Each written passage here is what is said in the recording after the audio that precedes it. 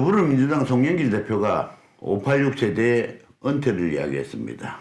과감한 용퇴를 이야기했습니다.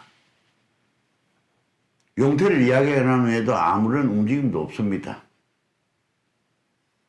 왜 그렇게 했습니까? 그 사람들 아는 게 없습니다. 배운 게 없습니다. 다른 대안이 없습니다.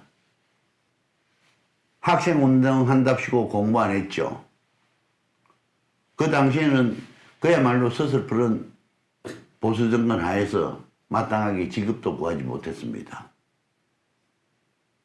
그러다가 김영삼, 김대중 정부 당시에 젊은 피 수혈하느니 어떠니 참신한 피를 수혈하느니 참신한 사람들을 정치권으로 영입하느니 어떻게 하면서 정치판에 뛰어들었습니다. 그 중에 일부는 정치적으로 입신했습니다. 정치적으로 입신하지 못한 사람도 정치인들 언저리에 붙어서 정치인들 옆에 빌붙어서 자기 이속을 챙겼습니다.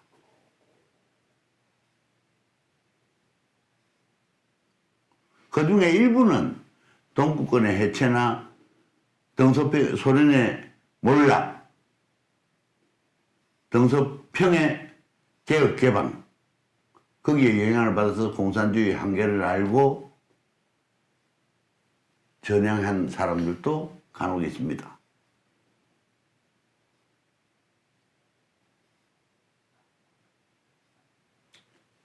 배워야 할 시점에 공부한 게 없습니다. 사회생활 하면서도 주워 듣기만 들었지 내가 뿌리를 또는 골격을 짜면서 배워서 인생을 구가하고자 하는 준비가 하나도 안 됐습니다. 그래서 이 사람들은 정치판을 벗어나면 할 일이 없습니다. 그래서 절대 용퇴는 못 할 겁니다. 하지 않을 겁니다. 하지 않으려고 용을 쓰다 시대의 흐름에 따라서 스스로 밀려서 물러나겠죠.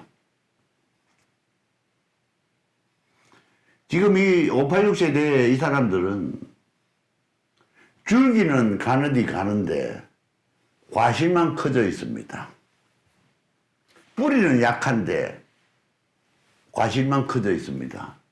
언제 무너질지 모르는 그런 모습입니다.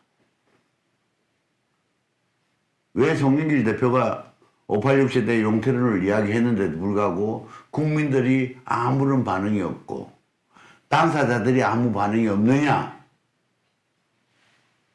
국민들은 거기에 대해서 깊게 생각해 보지를 않았지만은 당사자들은 다른 대안이 없기 때문에 움직일 수가 없습니다. 용퇴를 할 수가 없게 돼 있습니다. 그런 소리를 막 하고 다닙니다. 학생운동을 했다는 걸로 뭐 NL 계열이다, PD 계열이다. 겨우 아는 게 그거밖에 없습니다. 진보 사상도 모르고 공산주의, 사회주의 사상에 대한 것도 모릅니다. 그저 자본론 읽어보고 북한 왔다 갔다 하는 북한 이야기 좀 듣고 지하실 서적 좀 활용해서 이야기 들은 것 외에는 없습니다. 세상을 모릅니다. 세상을 모르니 어떻게 살아가겠습니까?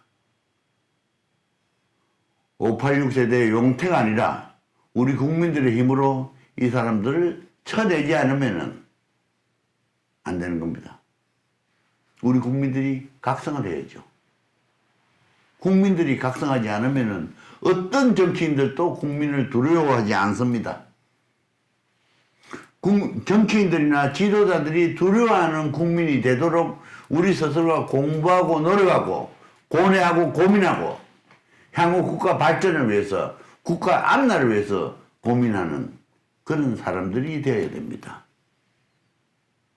우리 다 함께 힘을 한번 모아 보십시다. 부탁드립니다.